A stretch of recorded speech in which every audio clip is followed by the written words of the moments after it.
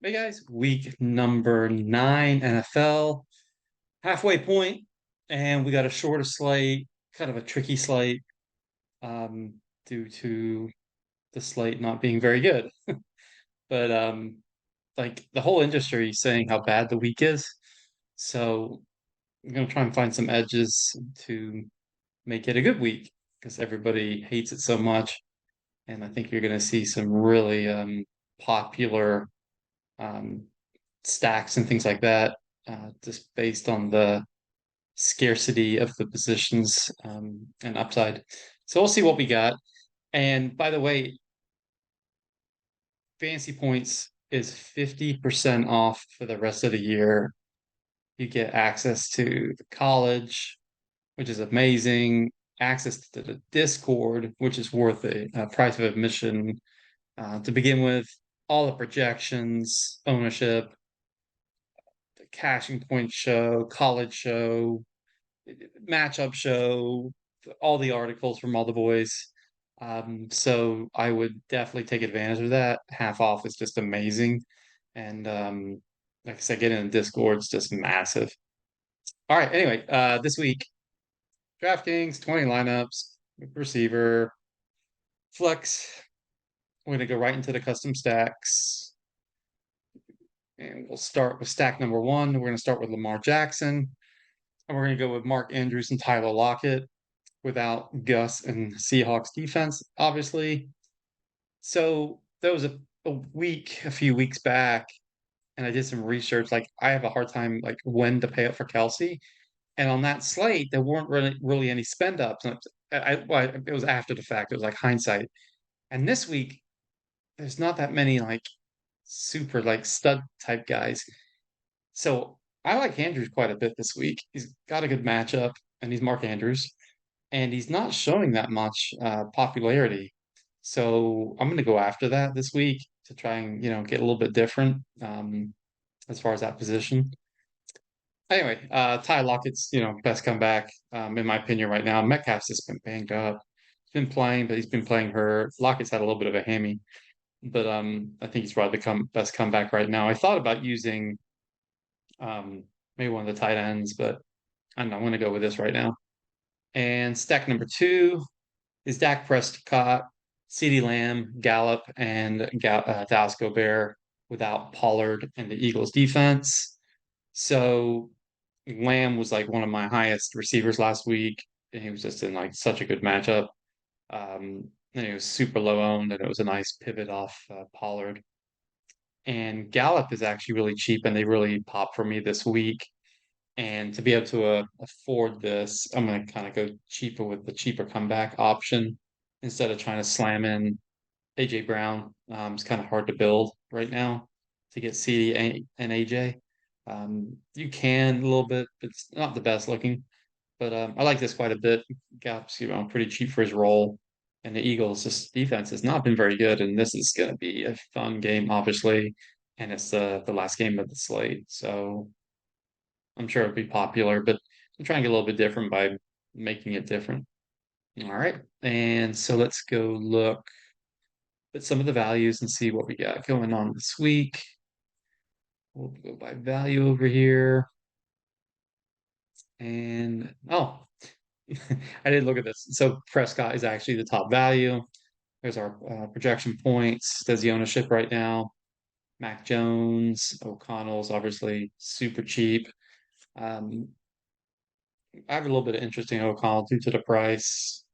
I think the offense is actually going to actually wake up. I think they got a little boost to the players by getting rid of all the coaching staff. All right, anyway, so let's go look at the running backs and we'll sort by value. Singletary. I'm probably going to have to end up popping his ownership up a little bit. Um, it'd be a bell cow. There's no Damian Pierce this week. Tampa Bay's been actually been pretty good against a run, but Singletary, has been known to catch passes. Taylor in a really good matchup against Carolina. Barkley, good matchup. Jacobs, good matchup. And then White. So we got a few running backs to choose from here. Looks like Hubbard's been named the starter over Sanders this week. He's also got a really good price. And we'll go look at the receivers. And all right. Demario Douglas, everybody's hurt in New England. Seems like everybody. Demario Douglas was one of my preseason darlings early on. Guy is actually really good. I prefer him over Wandell. I know Wandell's been the darling lately, but Douglas is actually pretty talented slot receiver, quick, nimble. Wish the quarterback was a little bit better, but the price is actually pretty good. Mingo, he's not showing much ownership at all. AJ Brown, obviously, is one of the spends up this week, and the rest of the creeds, look, we're like starving for value to try and get like more Reed Cooks. It's starting for value this week, guys, trying to get some of these higher players. And we'll look at tight ends real quick, and then we'll get out of here and go see what we got. All right, Hunter Henry, top value, the New England game against Washington. They've been bad against the receivers, like we said. I guess Mac Jones might be a thing this week. Maybe. That's Gobert, actually. He shows up number 2 of the value. So I like to see that.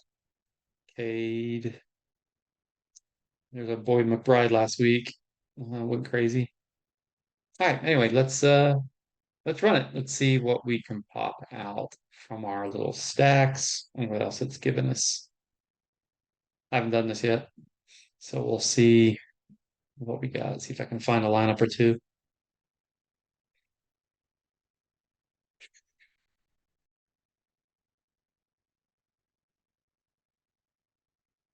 All right.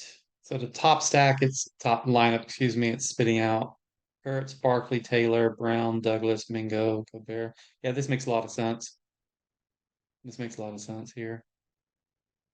Elijah Moore. Let's see if we can find some of our stacks. Says Prescott.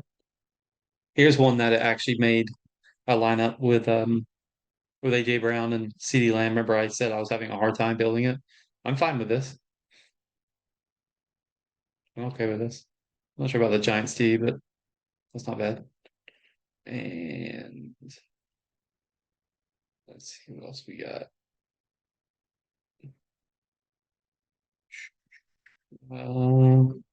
There's Minshew. Minshew's interesting this week. He's cheap.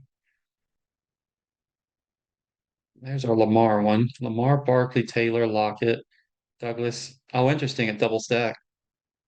So double stack with Odell and Andrews. That's super interesting. Now, Odell hasn't done anything yet. Wait for him to wake up at some point. Maybe when the playoffs come around. It's not bad actually, but Odell's a little hard to trust. There's another double stack with Lamar.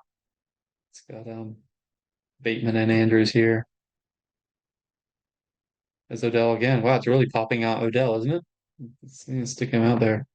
Man, I'm having a hard time trying to find one I really like. Uh,